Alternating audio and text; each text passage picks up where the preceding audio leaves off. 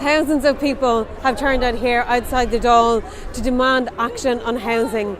And there's more people arriving as we speak, and there's a great atmosphere here of people saying we've had enough, this is the time for change, we need action on housing now.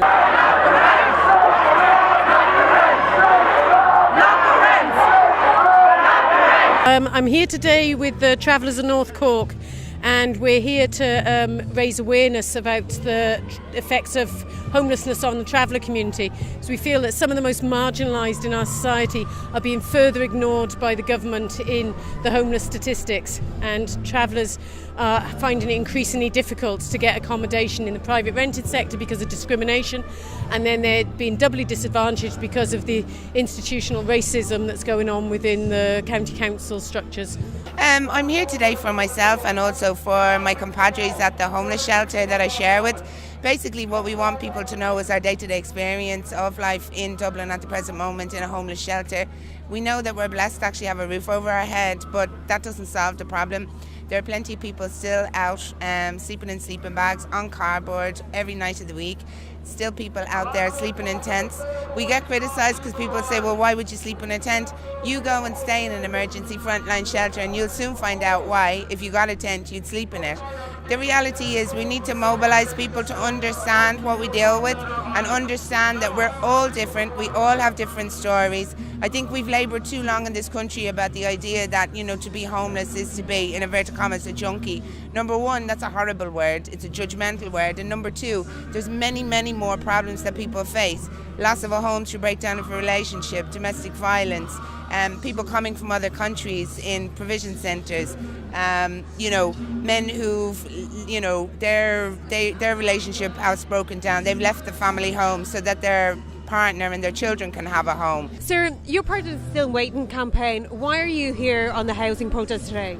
Well, there's a link between health and housing that sometimes often gets forget about. The connection of homeless people, and you often hear maybe about mental health and the attachment to people's mental health and stuff, and the services for mental health in Ireland are shattered, no more than the health service itself, when you have people on trolleys and people who are waiting to get access to treatment and care. And we're here in solidarity with the housing campaign because just like those on waiting lists for housing, we have waiting lists for health as well.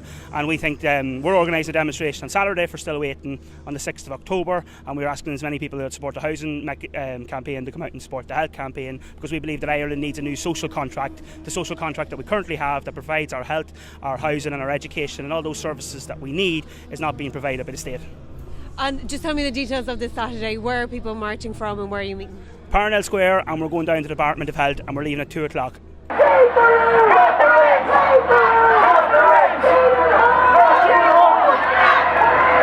I think it's very important for all trade unions to get out here and support the march today, because everybody needs a home at the end of the day, Dave, you're a poet and an artist. Yeah. Why are you here on the protest today? Well, I'm here, as a human being, first of all, I suppose, but to speak as an artist, we're having serious problems around things like booking rooms to put on classes and workshops and events. The rack renting is forcing people, to basically not be able to pursue their creative interests.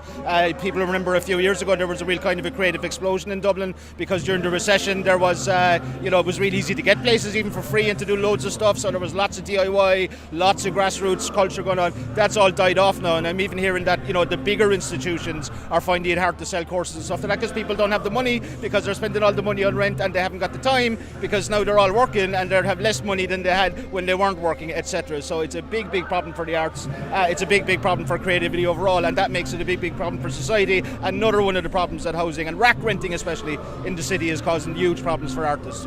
Peter, you're part of a group called the Dublin Renters Union. Why are you here today? No, we're here to fight for real renter security. We're fighting for rents linked to income. We're fighting obviously this motion is passed by the sort of force the government into action on the housing crisis. It's probably the worst housing crisis we've seen since the foundation of the state. Renters don't have any security, so that's what we're fighting for: renters, proper rights for renters and real security of tenure for renters. Tina, as part of the coalition that has organised this demonstration, how are you feeling seeing all these numbers here? Oh, look, this is only the beginning. People are still arriving. It's early days yet, and I'm just absolutely delighted to see already the crowds are really building. The momentum is building.